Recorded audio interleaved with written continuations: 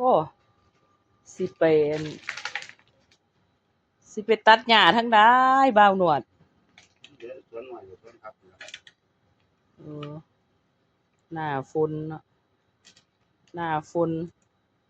หญ้าหกหลายว่างบ่มื้อนี้ก็ได้เฮ็ดมาแล้วมันบดแดดโอ้ยมันแดดแล้วไม่ใช่แตกแล้วทำนี่ก็เอาอยู่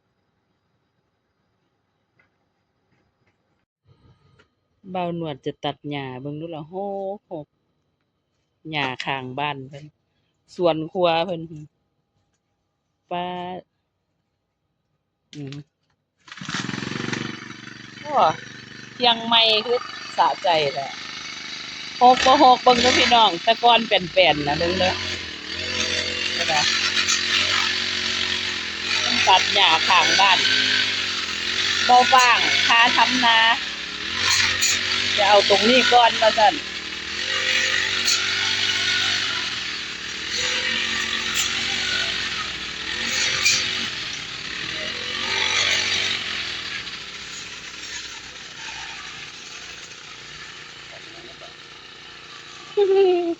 หกหลายจังซั่นน่ะเบิ่งรกมาก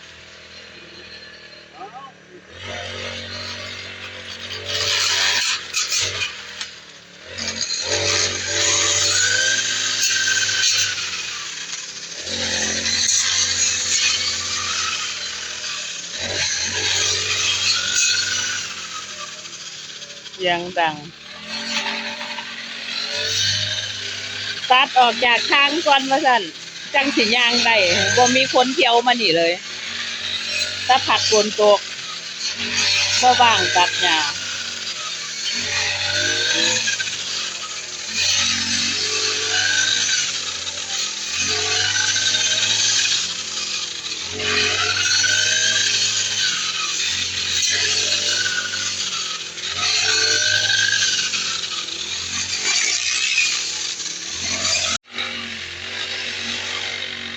หญ้าหกไหลเบิ่งเด้อล่ะพี่น้องข้าง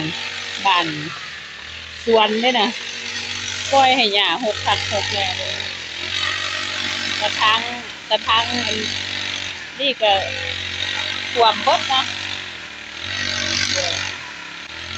ตัดแล้วจะได้ถอนออกด้วยนะบ่าวหนวดตัดออกแล้วจะได้ถอนเบิ่งดูล่ะโลกไปเบิดเลยนะความบ่มีเวลา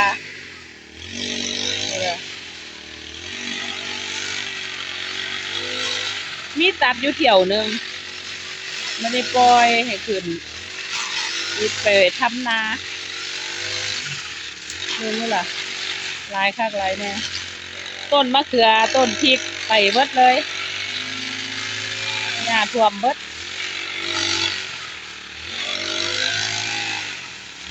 พักนะท่วมไปเบิดเลยให้มันหญ้าน่ะพักในกระถางปล่อยไปเลยให้มันก็ใช่เด้โอ้ยขาดการดูแลก็เป็นจังซี่ล่ะหน้าฝนน่ะมันต้องถอนทุกวันต้นมะนาวอย่าตัดเด้อไอ้ที่เห็นว่าต้นมะนาว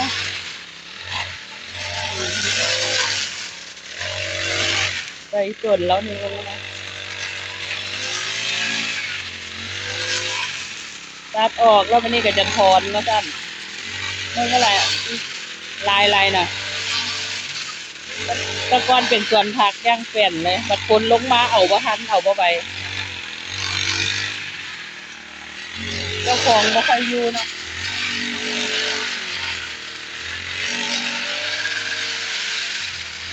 รกมาก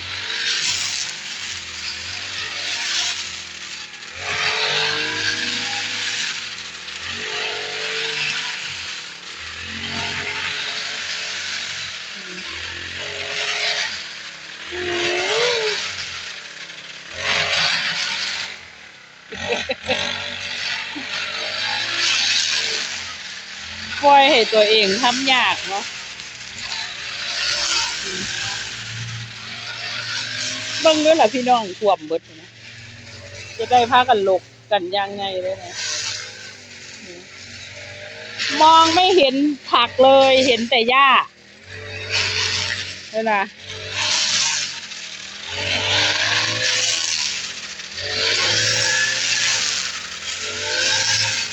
ขนาดว่าขยันเนี่ยนะแต่ยังดูแลบ่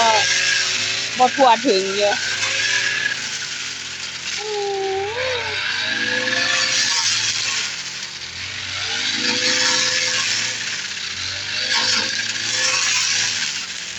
เมื่อใดกับฝนตกเมื่อใดกับฝนตกค่ะจะตัดนะว่าอันจะเป็นยังซี่นะเป็นเพ่อฝนตกเด้ฝนตกทุกวันตัดออกข้างบนก่อนมาสั่นจังตัดข้างล่างมาสั่นน่าสงสารคนตัด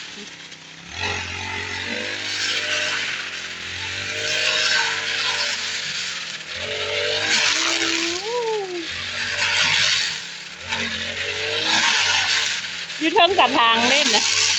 อยู่บนกระถางเล่นหญ้าเนี่ยกระถางผัก